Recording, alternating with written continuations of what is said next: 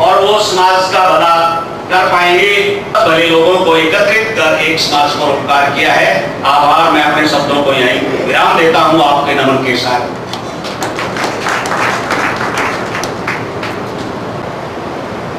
सभी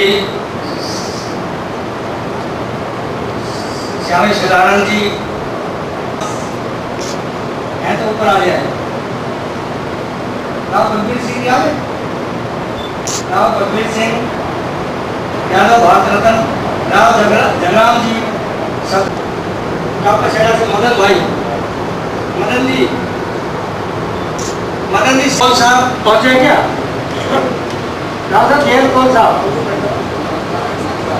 अच्छा श्री भगवान बादली श्री एसपी यादव प्रधान डाबर राव त्रिभुवन प्रधान डाबर मंच पे आ जाए।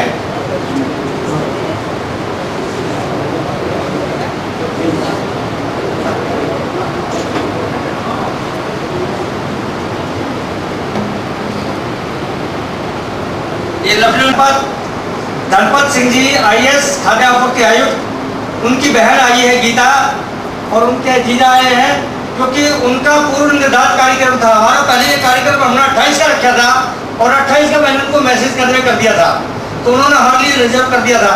लेकिन आज का उनका है अपना आयोजित, तो उनके जीजा को मैं आमंत्रित कर रहा हूँ। राजेंद्र सिंह जी मंच पर आए। हो गया, हाथ जल गया, वो आ नहीं पाई। भाई कुलदीप जी मंच पर आ जाए।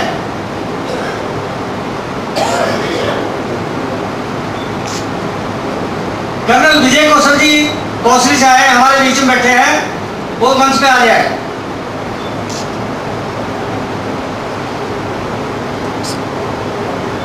श्री कुलदीप यादव साहब आईएएस साहब दिल्ली से आए हैं, हमारे बीच में बैठे हैं स्टेज पे। अटेली से जो ब्लाइंड है, एकमात्र ब्लाइंड आईएएस हमारे देश के, वो ये क्या है काला पानी जिसे कहते हैं, वहाँ ट्रेनिंग पे है, तो उनके पिताजी को आना था, जो आ गए हैं। तो KS Yadav retired IAS KS Yadav साहब है, साहब जी अभी अभी पहुंचे हैं। दरअसल हीरा और अहिरवाल के तो मेरे दिल में एक बात उठी कि हीरा और अहिरवाल एक सम्मान देना चाहिए। किसी कार्यक्रम में राव साहब और हम थे वहाँ, एक सामाजिक कार्यक्रम था, तो मेरे मुंह से निकली कि ये है हमारे अहिरवाल के हीरे। तो उसी अवधारणा को लेकर आज मैं साकार कर रहा हूँ। और राव साहब सही पूछो तो मैं आपके नाम से मतलब इस सम्मान का नाम रखा है। और जस्टिस आगे आ जाए भाई, जस्टिस एनएस राव जी पहुंच गए। श्री एसएस यादव एमडी विद्युत निगम, राव साहब आए क्या? आए, अच्छा आ जाओ जी, मंच पे आ जाओ। इधर वशिष्ठ रिटायर्ड वाइस चांसलर और रंगा साहब। डॉक्टर गीतांजलि यादव हरियाणा विज्ञान रत्न अवार्डी है, और वो पिछले साल इनको हरियाणा विज्ञान रत्न अवार्ड जो शुरू हुआ था, पहला इनको मिला है। ये हमें बड़ी खुशी है। अहिरवाल की बेटी ने पहला दिया 50 लाख रुपया। और राम कुमार यादव उद्योगपति, राव त्रिभुवन जी आ लिए। मैं कर्नल रतन सिंह जी से कहूँगा, कर्नल साहब आप तो सबसे वरिष्ठ हैं, आप हमारी मंच की शोभा बढ़ाएंगे तो हमें अच्छा लगेगा। ये साहब इनको मंच के ऊपर। ये अहिरवाल रूपी एक नदी है, और ये दोनों बाबा अहिरवाल की नदी के दो किनारे हैं, और ये किनारे इस नदी के सहारे हैं, यानी कि ये नदी इनके सहारे से चल रही है। आज ये है अवसर आया है, आज ये है अवसर आया सुहाना, अहिरवाल के गुरुओं का गाओ गाना, अहिरवाल के गुरुओं का गाओ। अपने गले लगाए, भाई को अपने गले लगाए, खूब निभाए सजाए याराना, अहिरवाल के गुरुओं का गाओ तराना, अहिरवाल के गुरुओं का गाओ तराना। प्रेम पूरे वक्त रहना सीखो, बाबा से दिल की कहना सीखो, बाबा से दिल की कहना सीखो, अहिरवाल के गुरुओं का गाओ तराना। धीरे धीरे भैया जी ताली बजाना, धीरे धीरे अहिरवाल के गुरुओं की नहीं रहेगी, हो जाएगा मजेदार जमाना। गाकर देखो लाले का गाना, गाकर देखो लाले का गाना। आज यह अवसर आया है सुहाना, अहिरवाल के गुरुओं का गाओ तराना। शाही सुधानंद पहचान दिलाई, एक शेर पर हमारा बाबा ये पूरे देश के अंदर जाकर के कहा कि अहिरवाल है, अहिरवाल इस देश की जान है, इस देश का दिल है, अहिरवाल है। यहाँ भारत लोग रहते हैं, हमारा इतिहास लिखा रहे थे और पूरे देश और दुनिया के अंदर यहाँ अहिरवाल को गुंजा दिया। स्वामी सुधानंद पहचान दिलाई, अहिरवाल की शान बढ़ाई, अहिरवाल की शान बढ़ाई। भैया जी ताली बजाना, धीरे धीरे भैया जी ताली बजाना। आज यह अवसर आया है सुहाना, अहिरवाल के मौका गाओ तराना। स्वामी श्रद्धानंद या नंद बिखराय, महाराज जी के जहां में चंदी के वचन सुनने के बाद मैं सच कहता हूँ ये अपना जन्म सार्थक ही हो जाता है। स्वामी शरणानंद या नंद बिखराया, हीरा प्रिय हीरवा। पूरा मत मानना, हाथ से कभी सफेद नहीं कि हमारे हंसल हरियाणा की गाड़ी एक्सीडेंट हो गई और 2 मिनट का उनके लिए मौन धारण करना। हमारे हंसल कभी हंसल हरियाणा से आने वाले थे, उनको नहीं पाएंगे, इसलिए 2 मिनट का आपके लिए मौन रखवाना। ये हंसल हरियाणा नहीं है, काले काले से दिख रहे, इनके सूट भी काला है, इनको जगह दीजिए।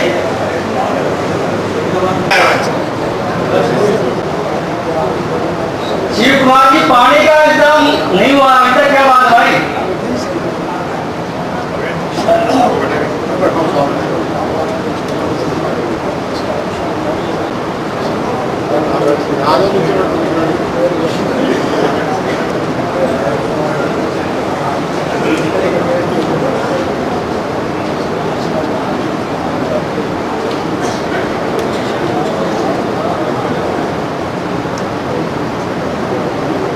सब परिचय में देना चाहता हूँ। हमारी अखिल भारतीय लोक चित्र मंच पिछले 25 सालों से अहिरवाल में और अहिरवाल के शहर और कस्बों तक गांव तो मैं कहता हूँ फिर भी घबराने की बातें आपसे भी ज्यादा बड़े कंजूस हैं। वो मैं उदाहरण देता हूँ कि कंजूस महान मुंजी राम, कंजूस महान मुंजी राम सूखी रोटी पे नमक भर खाता और चबा चबा कर खाने की बजाय चाट चाट कर खाता। तालियां बजाओ। इस चटास में रोटी थोड़ा घिस जाती पर अगली बार के लिए साबुत बच जाती। हफ्ते में एक दिन होती स्वीट डिश, हफ्ते में एक दिन होती स्वीट डिश यानी गुड़ की डली, घंटों मुंह में रहती पर कभी नहीं घुली, ना ही घुलने का डर, ऊपर चढ़ा रखा था प्लास्टिक कवर। तालियां बजा, वैसे नहीं करेगा उधर के तो बिल्कुल नहीं बजा रही, क्या बात है, नाराज हो क्या? एक बार सब मिलके तालियां बजा के। मित्रों, देश में प्रजातंत्र है, चुनाव होते हैं, ऐसे ही चुनाव होने उसके एकदम बाद बच्चों की परीक्षा है। तो किस तरह से राजनीतिक दल और उनके नेताओं ने परीक्षा से लाभ उठाना चाहा, उस पर एक व्यंग्य रचना दी। चुनाव से पहले चले नहले पर नहले, चुनाव से पहले चले नहले पर दहले। कुछ ही दिनों में होनी थी बच्चों की परीक्षा। सरकार ने लगे हाथ परीक्षा की भी कर डाली समीक्षा। समीक्षा के बहाने दे दी नकल की खुली छूट। इस तरह शुरू हुई वोटों की लूट। लेकिन अदालत ने सरकार का कान मरोड़ा और परीक्षा सुधार का मसला एक सर्वदलीय समिति पर छोड़ा। अब देखिए सर्वदलीय समिति की बहस विषय है परीक्षा सुधार। ऊपर से सभी दलों पर सवार चुनाव का बुखार। बहस चली इस प्रकार, असली मुद्दा बहस का वो आपके सामने है। कई राजनीतिक दलों के नेता उसमें हिस्सा लेते। पंडित जी आप भी बैठ जाओ, मुझे डिस्टर्बेंस होती है, बैठ जाओ। एक सदस्य बोला करके लाए परीक्षा सुधार पे विचार हो रहा है। एक सदस्य बोला बच्चों को छूट दी जाए, वे पर्दे घर से करके लाए और परीक्षा हॉल में सिर्फ जमा कराएं। दूसरा बोला परीक्षा हॉल में क्यों जमा कराएं और क्यों उनका मास्टर पर्चे को पढ़े या बांचे। सेल्फ असेसमेंट हो, बच्चा अपना पर्चा खुद जांचे। तीसरे ने ऑब्जेक्शन किया, बोला सारा बोझ तो बच्चे पे ही लाद दिया। ये सुनकर पांचवा सदस्य आग बबूला हो गया। बोले जो बच्चे को लगातार 3 घंटे बिठाए उसका नाश हो जाए और बच्चे को बिना बिठाए ही पास किया। और जहां तक नंबरों का सवाल है वे लॉटरी डालकर तय किए जाए। अंत में आई अध्यक्ष जी की बारी। अंत में आई अध्यक्ष जी की बारी। उन्होंने शिक्षा पर ही कर दी बमबारी। बोले जब तक रहेगी ये शिक्षा तब तक चलेगी ये बीमारी यानी परीक्षा। इसलिए शिक्षा पर लगे प्रतिबंध, स्कूल और कॉलेज किए जाए बंद और बच्चे को जन्म पर ही गिफ्ट के रूप में ग्रेजुएशन की डिग्री दे दी जाए। ओम नमः शिवाय, ओम नमः शिवाय। पत्नी के बारे में कविता लिखनी शुरू की, उसके प्यार में लिखूं तो जब मैंने लिखनी शुरू की तो पत्नी सामने नहीं थी। जब आधी कविता पूरी हो गई तो जो होता उसको कहते हैं थोबड़ा। थोड़े पर डालकर लट मत खटाका रोक दे, लट उड़ा ले जाऊंगा मैं बावड़ा तूफान। और मैं पति परमेश्वर हूं, तू चरणदासी मेरी, सेवा में लगी रहे मैं तेरा भगवान। मित्रों इतना ही लिख पाया था, पत्नी आ गई और कलम पलटी खा गई। उसके बाद क्या लिखा गया आने के बाद वो सुनिए क्या। दर भी तेरा मैं तो बस दरबान। महेंद्र यादव जी। उसके बाद क्या लिखा गया कि घर भी तेरा दर भी तेरा मैं तो बस दरबान हूँ। घर भी तेरा दर भी तेरा मैं तो बस दरबान हूँ और कौन साड़ा कह रहा है मैं तेरा भगवान। और होलसेल में तू मेरी जिंदगी में छा गई और तेरे फुटकर प्यार पर भी मैं रहा कुर्बान। और तू रवीली और छबीली जैसे वर्ल्ड बैंक सी और कर्ज में डूबा हुआ मैं जैसे हिंदुस्तान। और मेरे घर परिवार में ओ सुंदरी शोकेसी, मेरे घर परिवार में ओ सुंदरी शोकेसी, तेरी सर्विस लेन में मैं एक कूड़ादान हूँ। और इतना नीचे गिर गया हूँ अब उठा ले ओ सनम। इतना नीचे गिर गया हूँ अब उठा ले ओ सनम। आखिर में भी कुछ तो तेरे काम का सामान हूँ, आखिर में भी कुछ तो तेरे काम का। कहानी टाट की ऐसे चमकती जैसे मेरी जवानी। मैं समझ नहीं पाया कि टाट को ये क्या खिलाते हैं।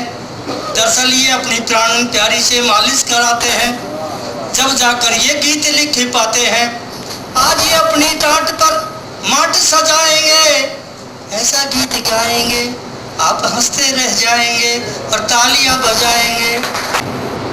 भाइयों को बहनों को प्रणाम करता हूँ।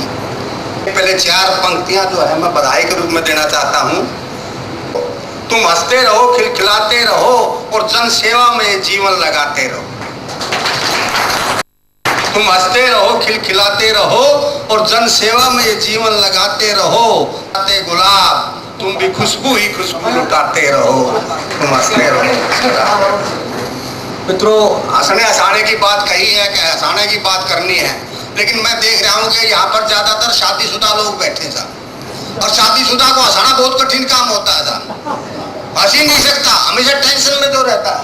बाबा जी बैठे हैं लेकिन ज्यादा क्या, तो ये टेंशन में रहता है, बड़े मुश्किल है साहब हंसाना। तो मित्रों, मैंने तो एक कंडक्टर से पूछ लिया, भाई साहब कि तुम जो है कितने घंटे बस में रहते हो? मैं बोला मैं 16 घंटे बस में रहता हूँ। वो कैसे? तो ये शादीशुदा आदमी तो हमेशा बस में रहता है, हंसी कहाँ आएगी उसको। लेकिन मैं कोशिश करता हूँ। भाई साहब ने मेरे सिर की तारीफ करी, तो ये मैं घर से चला जब, तो साहब ये मैंने घरवाली से यूं ही पूछ लिया कि मेरा फेस कैसा लग रहा है? बोली फेस तो ठीक ठाक है, पर ये सरफेस खराब है। हाँ, इसके साथ एक दिक्कत तो होती है कि जब मैं मुंह धोता हूँ तो पता नहीं चलता मुंह धो रहा हूँ या सिर धो रहा हूँ। ये तो हाथ पीछे जाता जब कहीं। लेकिन साहब मित्रों, ये सिर से छेड़छाड़ करते रहते हैं कवि लोग। मैंने एक रचना लिखी है साहब, सिर होता क्या है, मैं आपको बताना चाहता हूँ कि साहब अक्सर लोग मेरे सिर के बारे में जिक्र किया करते हैं। अक्सर लोग मेरे सिर के बारे में जिक्र किया करते हैं, बेवजह यूं ही फिक्र किया करते हैं। कोई कहता है यार इनके सिर का भी अजीब फीचर है, दूसरा कहता है सिर क्या बिजली का हीटर है। एक महाशय कह रहे थे कि इनके सिर पर पड़ी सूरज की रोशनी तुम्हारी जिंदगी लूट सकती है, जनाब चश्मा लगा कर देखिए वरना आंख भी फूट सकती है। खेत बोने के लिए जाते हुए किसान इन्हें देखकर वापस घर लौट आते हैं, चूंकि फसल न होने के पूरे आसार नजर आते हैं। एक सज्जन कह रहे थे यार ये तो चुनाव में भी काम आ सकता है, क्योंकि इनके सिर पर हाथ मारकर कांग्रेस का चुनाव चिन्ह छापा जा सकता है। एक भाजपा विरोधी बेवजह मुझसे यूं ही चलता है कि यार ये इनका सिर तो कमल की तरह भी खिलता है, यानी मेरे सिर का चुनाव में भी प्रयोग। न जाने क्या समझते हैं मुझे लोग, जबकि किसी दल से अपना कोई लेना देना नहीं। एक चोर मेरी खोपड़ी देखकर धोखा खा गया और चोरी की गर्ज से घर में आ गया, पर घर में जब फूटी कोड़ी भी नहीं मिली तो गाड़ी देता हुआ बाहर निकल गया कि घर में ढेला नहीं रखता है और सारा सिर से सेठ बना फिरता है। लेकिन दोस्तों मैं आपको बता देना चाहता हूं कि सिर आखिर सिर होता है और सिर के सिवाय कुछ नहीं होता। असली सिर केवल वही है जो गरीब और गरीबी के विषय में सोचे। कविता देखिए साहब, क्या असली सिर केवल वही है जो गरीब और गरीबी के विषय में सोचे, सांप्रदायिकता और आतंकवाद को नोचे, बाल मजदूरी से अभिशप्त बच्चों को उनका बचपन वापस लौटाए। अरे सिर वह है जो देश के लिए कट जाए पर झुकने न पाए। सिर वह है जो देश के लिए कट जाए पर झुकने न पाए। कला के प्रति प्रेम जिस सिर में झनकता नहीं है, मातृभूमि जो सिर खनकता नहीं है, और अपनों को भी जो सिर दगा करता है, वह इंसान तो बिना सिर के ही फिरा करता है। आज ही मिला था एक पत्र में लिखा था दिल खो गया, वह किसी का हो गया। जब बाप ने छोरे का यो खत पढ़ा तो उसकी छाती पे सांप सा लड़ा। उसने कहा कि रे छोरे, मैंने तो तू पढ़ने के लिए भेजा था, दिल खोने के लिए नहीं, कुछ बनने के लिए भेजा था, किसी का होने के लिए नहीं। मेरे लाल तने यो के करा, ये अपना दिल उस परिवार के लिए संभाल कर क्यों नहीं धरा जिसने तुझे पढ़ाया, लिखाया, ढेर सारा कष्ट उठाया। ये तेरा दिल उस गांव और बस्ती में क्यों नहीं रमा जिसमें तू जन्मा। ये तेरा दिल तो इस वतन के लिए होना चाहिए था जो तुझसे उम्मीद लगाए बैठा था कि ये बच्चा पढ़ लिख कर अच्छा नागरिक बनेगा, जन जन के कष्ट हरेगा, मेरी सेवा करेगा। और यो दिल खोके ने भी तू के बोरस है, और अपने बाप ने देख शादी के 35 साल बाद भी उसका दिल उसके धोरे से। तरसे थी, मैंने उससे ब्याह तो किया पर उसे अपना दिल नहीं दिया। खो देती तो मैं क्या करता, तेरी तरह बावल है फिरता। और आगे तने पत्र में क्या लिखा कि मेरा दिल धक धक करे से, रात दिन किसी के पीछे दौड़ता फिरे से, खड़ा नहीं रहता डरे से। अरे सत्यानाशी, अरे सत्यानाशी, जब तेरा अभी से यो हाल से तो तू मेरी औलाद नहीं मुंगेरी लाल से, जो अपने हसीन सपनों में खो रहा है। और यो तेरा दिल नहीं हरियाणा की कोई लोकल बस हो रहा है। देख भावना में मत बह, अपनी औकात में रहे। देख भावना में मत बह, अपनी औकात में रहे। अपने इन मजबूत हाथों से इस दिल को दाब के सोना, पढ़ लिख कर पहले अपने पैरों पर खड़ा होना और फिर ये दिल देना उस गरीब को, बदनसीब को। फिर ये दिल देना उस गरीब को, बदनसीब को, जो अपने जीवन में हारी बैठी हो, सब तरह योग्य किंतु दहेज के कारण कुंवारी बैठी हो। सब तरह योग्य किंतु दहेज के कारण। माँ सरस्वती को प्रणाम करती हूँ, आप सभी को नमन करती हूँ। हमारे बीच जो कवि आए हैं वो हमें बहुत हंसाएंगे। मेरे पास ऐसा कुछ नहीं है, मैं आपको चुटकुले नहीं सुना सकती या मैं कुछ ऐसा नहीं सुना सकती जिससे आप ठहाका लगाकर हंस पड़े।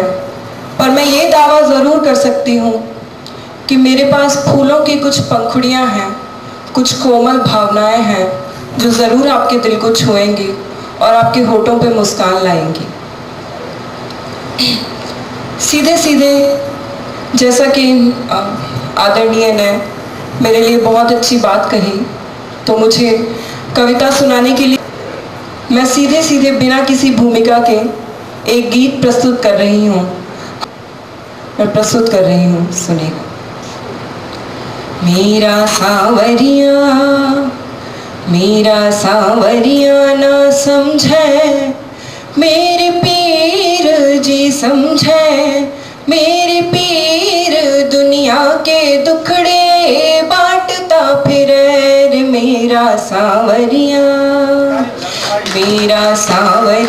ना समझे। मेरे पीर जी समझे। मेरे पीर दुनिया के दुखड़े बांटता फिरे रे मेरा सांवरिया।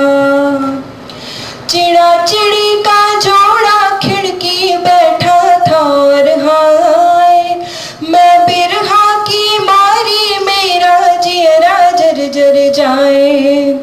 चिड़ा चिड़ी का जोड़ा खिड़की बैठा था और हाय, मैं बिरहा की मारी मेरा जियरा जर जाए रे मेरी आँखड़ियों से छम छम बरस नीर जी छम छम बरस नीर। दुनिया के दुखड़े बांटता फिरे रे मेरा सांवरिया ना समझे। मेरे पीर दुनिया के दुखड़े बांटता फिरे। मेरे यहाँ जितने साथी बैठे करता कमाल है। I am 65 years old, young man. आज आप आए मेरी बढ़ गई जवानी, हो गई ताजा सब यादें पुरानी, हो गई यादें सब ताजा पुरानी। आओ सब मिले सब गीत सगाए, दुनिया से ईर्ष्या बैर हट जाए, दुनिया से ईर्ष्या बैर हट जाए। और अब मैं बुला रहा हूँ कि इस दरबार में बैठे हुए मंचासीन सभी अग्रजों को मेरा सादर प्रणाम, और कवियों को झेलने वाले सभी को मेरा सादर प्रणाम। कवियों को झेलना मैं इसलिए कह रहा हूँ, यहाँ पे एक कंडीशन तो ये लागू होती है कि जब तक आप बैठोगे आपको ताली बजानी ही पड़ेगी, चाहो चाहे मत चाहो। आप हरियाणा की उस मिट्टी से हम बिलोंग करते हैं जहाँ दो टूक में जवाब दिया जाता है। एक अंग्रेज घूमने आ गया, एक ताऊ जी मिल गए, बोलो डू यू नो इंग्लिश? बोले यस। बोला हाउ मच? बोले बस। अध्यापक हूँ, विद्यालय के बहुत से ऐसे बातें होती हैं। एक स्कूल में 2 बच्चे ऐसे थे एक क्लास में जो नालायक थे। इंस्पेक्शन होना था, मास्टर जी ने उनको 5-5 रुपए दिए, बेटा कल मत आना। बोले जी ठीक है। घर चले गए। घर जाने के बाद उन्होंने सोचा यार 5-5 रुपए हमें दिए हैं तो जाहिर बात है उनको कुछ अच्छा खिलाएंगे। अगले दिन आए और लाइन में सबसे आगे बैठ गए कि कुछ बटेगा तो यहीं से शुरू होगा। अब जी इंस्पेक्शन होल्डर को लेकर के जैसे अध्यापक अंदर पहुंचा, जाकर के देखा रहे तो सबसे आगे बैठे हैं। इंस्पेक्शन होल्डर बोला अच्छा भाई एक बात बताओ, पानीपत की दूसरी लड़ाई किस किस के बीच में हुई थी? बच्चों की एक फितरत होती है ऐसे नीचे गर्दन करके चुपचाप पेज पलटने की, और वो दोनों हाथ उड़ाए। बोले जी मैं बताऊं? बोले शाबाश बेटा बता। बोले जी बता दूं? बोला हाँ बता दे, शाबाश बता दे। बोले जी मेरे बाबू ने कह रखे किसी के रोड़े में ना पड़े, अगर मन ना मेरे किस किस के बीच में बात है तो चल बैठ। दूसरा पर्सन बोला अगर गुड़ 12 रुपए किलो हो तो 5 रुपए का कितना आएगा? अब सारे बच्चे जो है कॉपी पेन लेकर के सोल्व करने लगे, मूलधन इतना, ब्याज इतना वगैरह वगैरह। लेकिन उन्होंने फिर हाथ खड़े कर दिए। बोला जी मैं बताऊं? वही 2 बच्चे। इंस्पेक्शन होल्डर ने अब की बार दूसरे को उठा लिया। बोला बेटा तू बता। बोले जी 5 रुपए का ओटे एक डली इतने एक बोरे, ये कौन सा हिसाब है भाई? बोले जी कल मास्टर जी ने मारते दिए थे कि भाई तो हम ये 5-5 रुपए ले। यादव जी ने बड़े इत्मीनान से इतिहास संवारा है। अर्जुन अवार्डी अनूप कुमार पलड़ा मुझे जान से प्यारा है। भारत यादव रतन बलबीर सिंह सरताज हमारा है।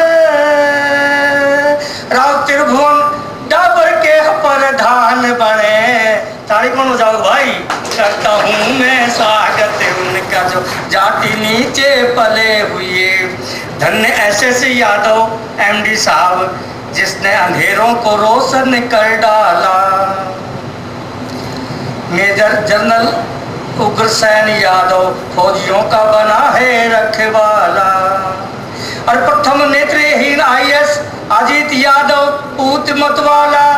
राव चतुर्भुज से दानवीर खड़े। करता हूँ मैं स्वागत उनका जो जाति नीचे पले हुए। स्वामी सुधानंद ज्ञान धारा और बहती है इस माटी में। स्वामी सुधानंद ज्ञान धारा बहती है इस माटी में। और स्वामी शरणानंद की रसधारा कुछ कुछ कहती है रे इस माटी, हरदम रहती है इस माटी में। राजोश हमारी लौटी में। नियम कभी किसी भाई को बहन हो अपना बहन निकाल देना, मौका आएगा तो दिखा के देंगे हम कि हम क्या है। राजोश हमारी लाठी में। राव साहब बोलते क्यों नहीं? राव चतुर्भुज जी आप तो बोल नहीं रहे, पता नहीं क्या क्या कमाल हो गए भाई। राजोश हमारी लाठी में। अरे बेसके पैर भूड में तले हुए। करता हूँ मैं स्वागत उनका जो जाति नीचे पले हुए। नंदरामपुर बास बहरोड घोड़ा कला और रंग डाट्यो तोला धाड़ी ने। महेंद्रगढ़ के टीलों में इतिहास रचो रेवाड़ी ने। खोरी खोड़ की घाटी में।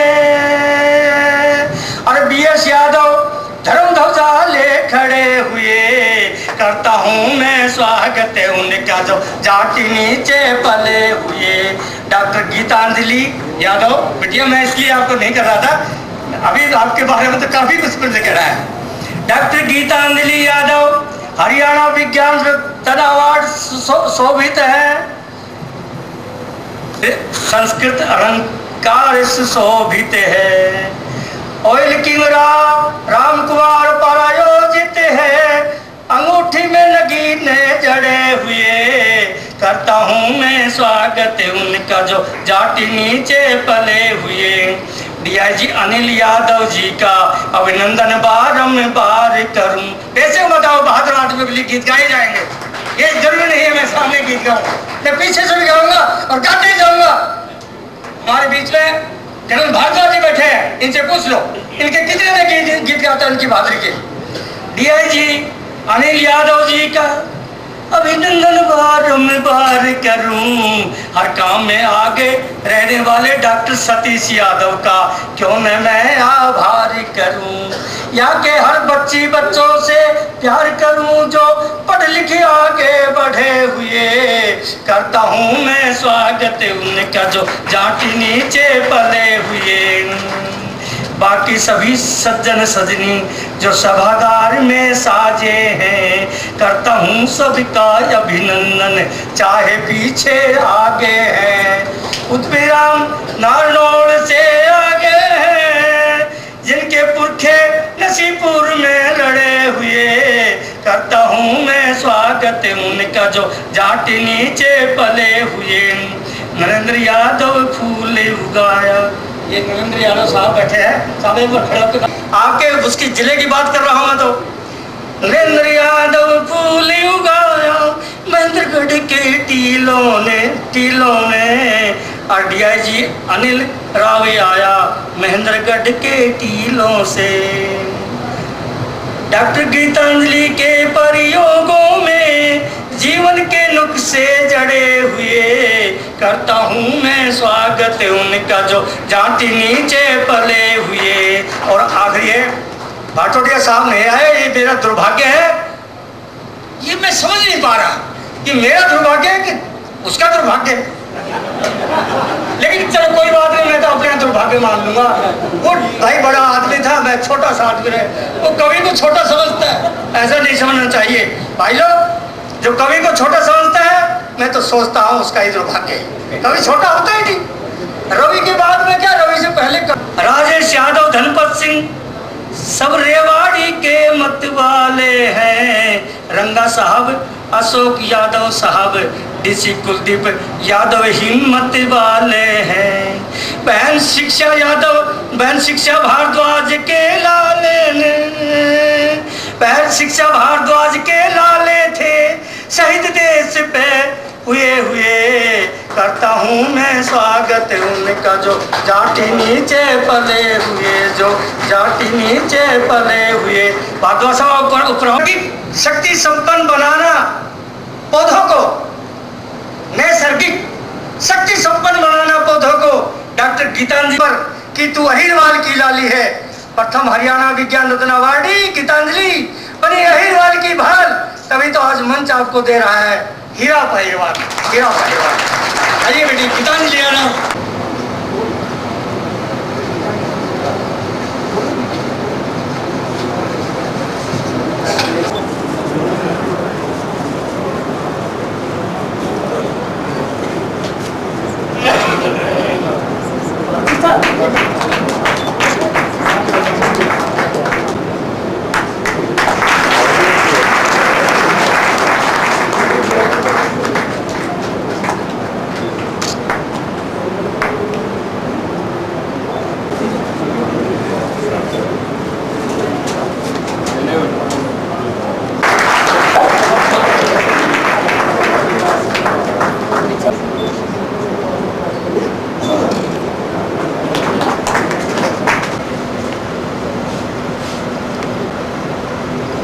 प्रणाम करता हूं आप सबको।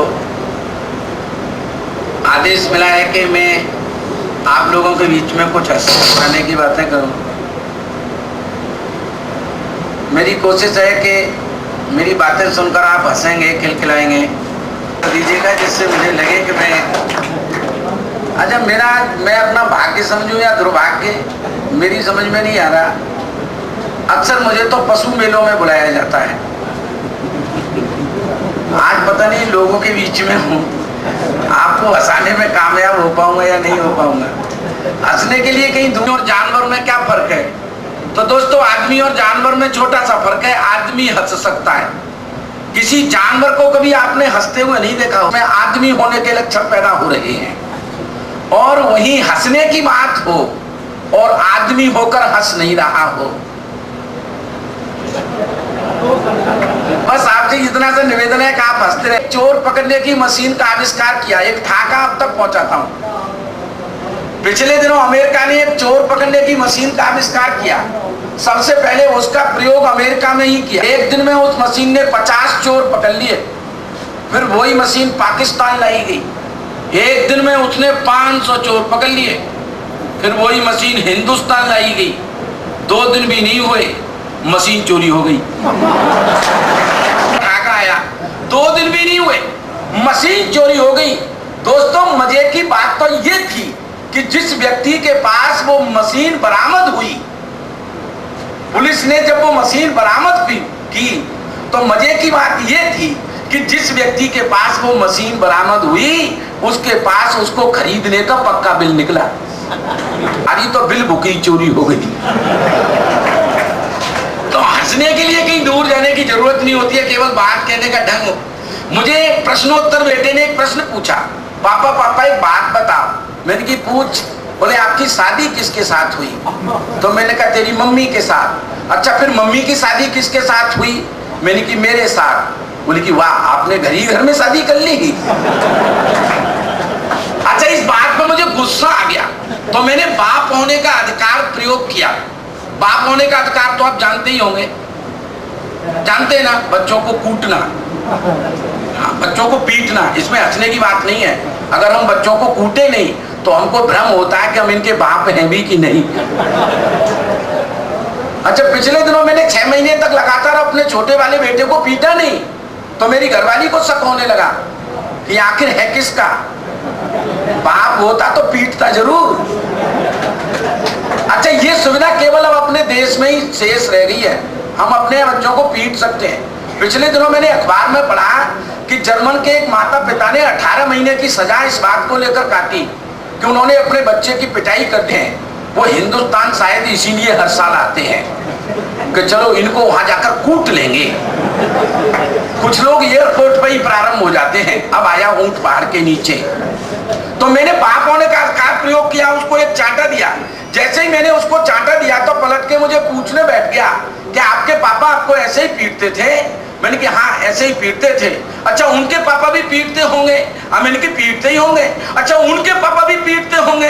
अबे मैंने कि पीटते ही होंगे। तू क्या जानना चाहता है? कि मैं तो ये जानना चाहता हूँ कि ये गुंडागर्दी अपने खानदान में कब से चली है? छोटा भाई अभी छोटा बड़ा सब उधर लाइट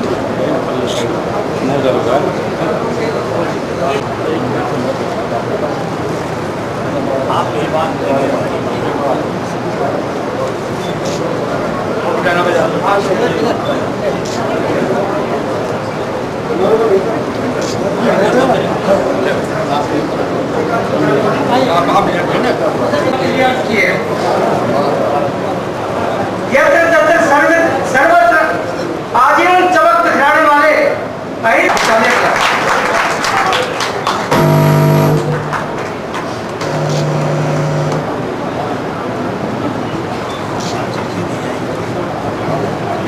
एक मिनट भाई मैं साहब के साथ हूँ।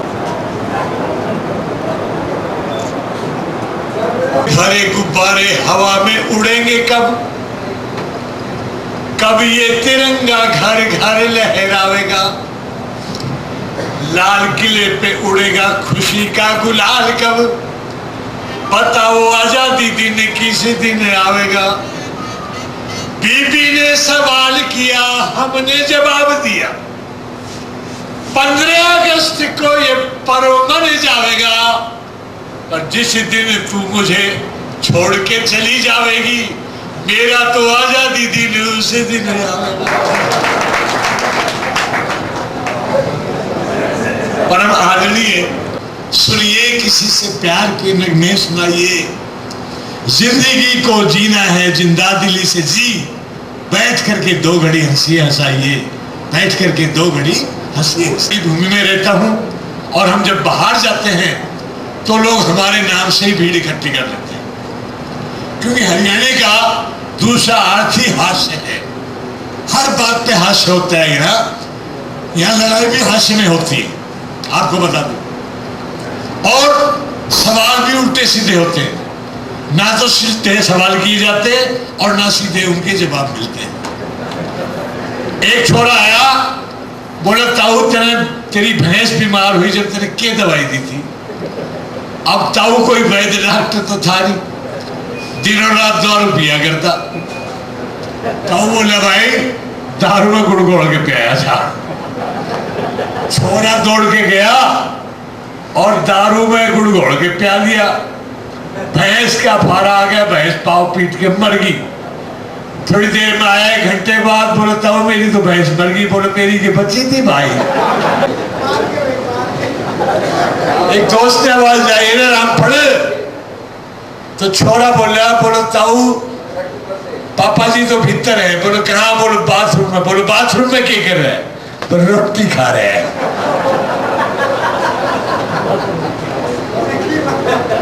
तो सवाल भी उल्टे होते हैं, जवाब भी उल्टे मिलेंगे। कई बार ऐसा होता है, 4-5 आदमी हुक्का बैठ के पी रहे थे। 2 आदमी भैंस लेके जा रहे थे, तो हुक्का पीने वाले बोले भाई भैंस ले आया? बोले ना, गाय के काड़ी पालिश करा के ले आया। जब पता है भैंस ले जा रहे थे तो पूछ रहे क्या जरूरत। एक छोरे का इंटरव्यू आ गया दिल्ली में, और इंटरव्यू देने के लिए वो दिल्ली चला गया। कभी गया नहीं था, पहली बार गया था। अपनी इंतजार करता रहा बारी की। एक छोरा बाहर निकल गया इंटरव्यू दे के। उससे पूछा, बोले भाई इंटरव्यू में तेरे से क्या जवाब मांगा? बोले भाई मेरे से तो सवाल ये किया था, जेब में से भारत का नक्शा निकाल के दिखाया। बोले इस नक्शे में देख के बताओ दिल्ली कहाँ है? हरियाणा के छोरे को नहीं पता था। उसने पूछा भाई कहाँ है दिल्ली? तो उसने समझाया, बोले इधर तो तुम्हारा उत्तर प्रदेश और इधर हरियाणा है, बीच में ये दिल्ली है। हरियाणा के छोरे ने वो बात बैठा ली दिमाग में। जब उसकी बारी आई 2-3 लड़कों के बाद, तो अधिकारियों ने सवाल बदल दिया और हरियाणा के छोरे से पूछ लिया कि भारत का नक्शा देख के बताओ इसमें ब्रह्मपुत्र नदी कहाँ है? हरियाणा के छोरे को नहीं पता था। अधिकारी ने फिर रिपीट किया, भारत का नक्शा देख के बताओ इसमें ब्रह्मपुत्र नदी कहाँ है? छोरा बोला नदी में कि डूब के मरेगा, दिल्ली पूछ लेना। देखो हंसी में लड़ाई होती। ताऊ शीशे में देख के पगड़ी बांध रहा था। ताई ने टोक दिया, बोलो तड़के तड़के सिंगर सज के कित निकले जा रहे हैं और रेल का कट्टन जा रहा हूं, तू भी चल लगी। बोला ना मैं तो नू कह थी लत्ते तो पुराने पहन लेता, क्यों नहीं रहता का विनाश करे, मायूस नहीं रहता। हरियाणा के 2 आदमी जब बात करते हैं तो तीसरा आदमी हंस हंस के पेट फूल जाता है। हर बात पे हंसे। भाई हमने यहाँ सेक्टर 10 में जाना है, तो एक ताऊ खड़ा था। बोले जाते मेरे कौन रोक के? गाड़ी में बैठे किसी लड़के ने टाइम पूछ लिया ताऊ से। बोलो भाई ताऊ टाइम के हो गया? ताऊ ने घड़ी देख के बताया, बोले 10:40 हुई। 11 बजे गाड़ी चल रही थी। गाड़ी चल दी, अखबार पढ़ता रहा। पहला स्टेशन खलीलपुर निकल गया, पटौदी निकल गया। फिर ताऊ से पूछ लिया, बोले क्या टाइम हो गया ताऊ? बोले 10:40 हुए। बोले ताऊ रिवाड़ी में थे जब भी ये टाइम हो गया था, पटौदी पार कर ली जब भी। ऐसी क्या बात है? बोला भाई मर्द की जबान है, जो कह दिया सो कह दिया। चल गया, जज साहब बैठे थे यहाँ, मुकदमा चल गया। ताई ने तलाकनामा दे दिया कि ताऊ से मैं तलाकनामा लेना चाहूं। कई साल हो गए तारीख पे तारीख पढ़ती रही। आखिरी बहस हो गई और बहस के बाद कोई लेडीज जज आ गई वहां, वो भी महिला थी जज। ताई को बुलाया और पूछा, उसके बयान लेने थे। बोले तू ताऊ के साथ क्यों नहीं रहना चाहती? तो ताई चपाट से बोले तू रख के देख। शब्दों का प्रोनाउंसिएशन कई बार गड़बड़ हो जाता है, क्योंकि हरियाणा के आदमी इतनी ना तो हिंदी जानता ना अंग्रेजी जानता, अपना काम चलाओ काम कर लेता। एक छोरा आके बोले, आप बोले ताऊ अपनी स्त्री दे दे। ताऊ अपनी स्त्री दे दे। ताऊ बोले वहां बैठी ले जा। लत्ता वाली कपड़ा वाली बोले बावड़ी बूझ या भी लत्ता में बैठी है। बोले ना ताऊ वहां जो बिजली को करंट मारा है, बोले इसका आंगली लगा के दे या भी करंट मारा। वह लत्ता की गुड़जट का डराड़ी स्त्री, बोले इसने मेरी गुड़जट काट दी, तेरी लत्ता ने कई बार तो छोटी छोटी बातों से टेंशन हो जाती है। दिल्ली में एक दीवार पर लिख रखा था, देखो गधा पेशाब कर रहा है। ताऊ में पेशाब करने लग गया हरियाणा का। जो आसपास लोग देख रहे थे अब के इसको टेंशन हो जाएगी इसको पढ़ के, लेकिन हरियाणा का आदमी खूब ऊपर से ठाकी लगा के बोला पेशाब मैं कर रहा हूं, ना मुझे देखा हो रहा है। पॉजिटिव बात सोचता है। एक हरियाणा का ताऊ दिल्ली में आ गया, भूख लग रही थी, एक होटल वाले से रोटियां का भाव पूछने लगे। होटल वाले ने 4 रुपए की 4 रोटी और साथ में दाल फ्री बताई। या फ्री वाली बात ताऊ की समझ में आई। बोले भाई रोटियां ने रहने दे और दाल दाल दे। होटल वाला बोला ताऊ न्यूना बनेगी बात, दाल तो मिलेगी रोटियां की साथ।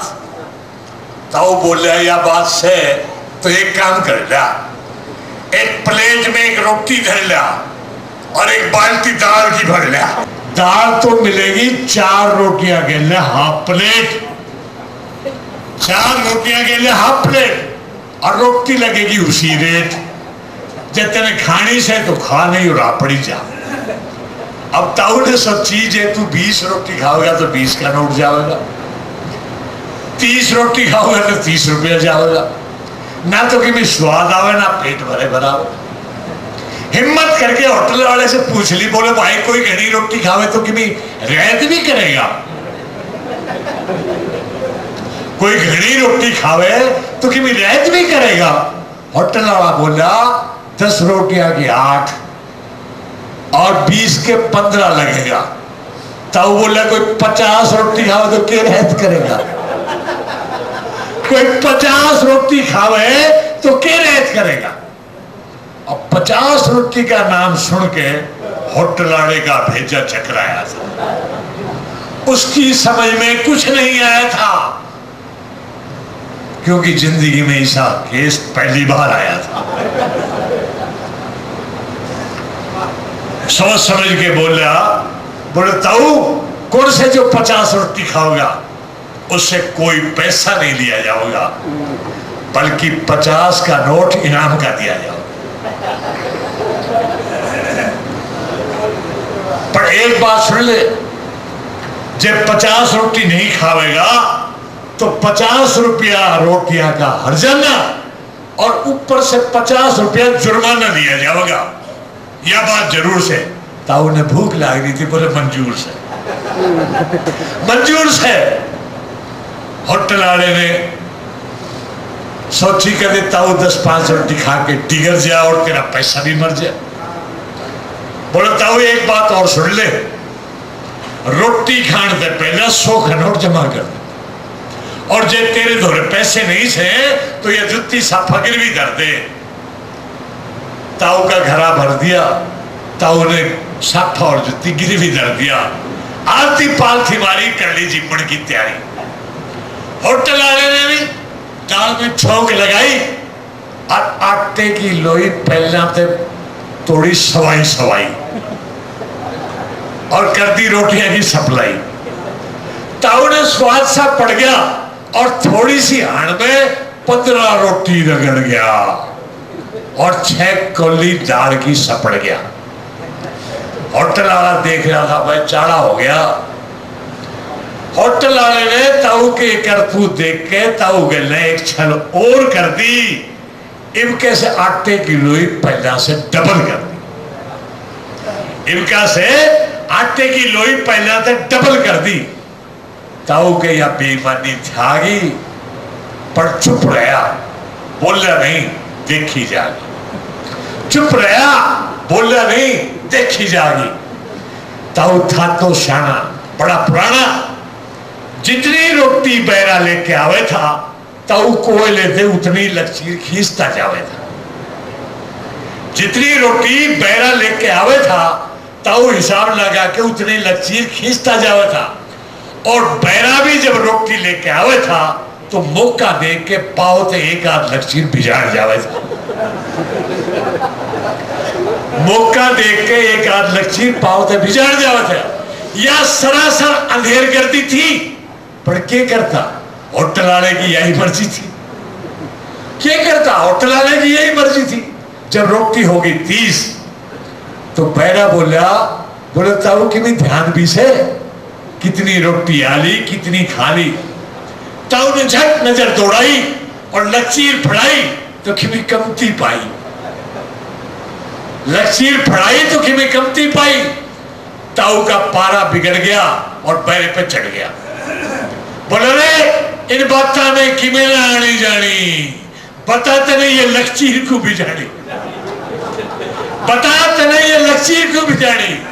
ताऊ ने भुरगुड़ी ताड़ दी और छोबा के सारी लकीर आप भी जान दी।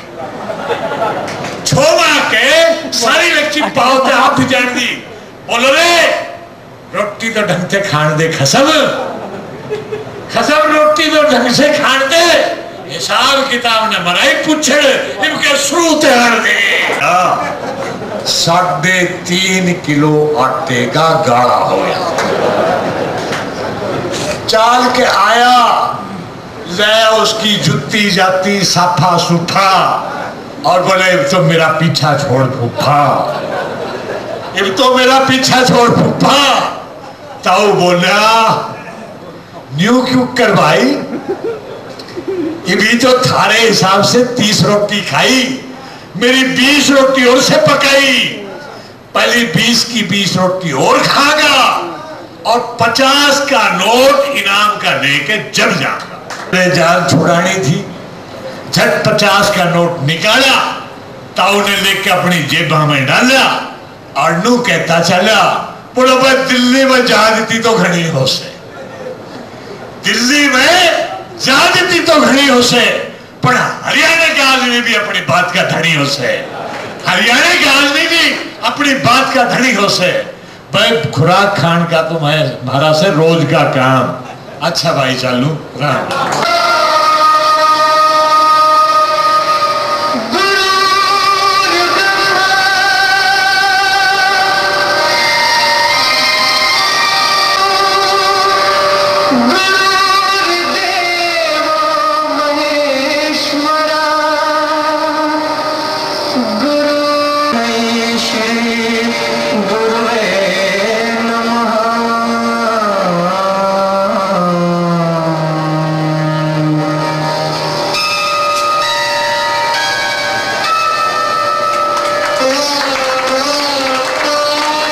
जहाँ डाल डाल पर सोने की चिड़िया करती है बसेरा, वो भारत देश है मेरा, वो भारत देश है मेरा।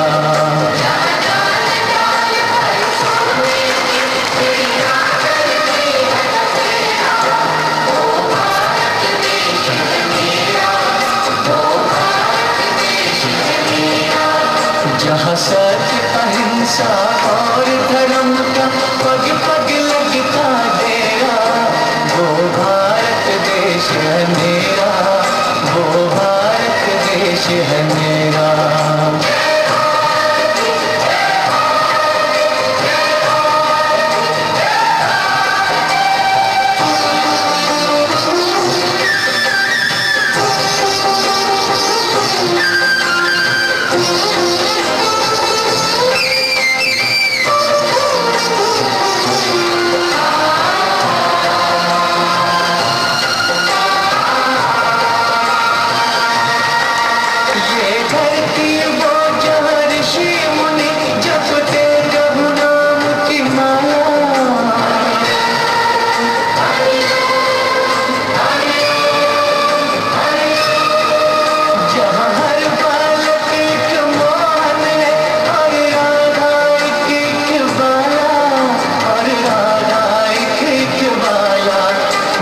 सूरज सबसे पहले आकर डाले अपना फेरा, वो भारत देश है मेरा, वो भारत देश है मेरा।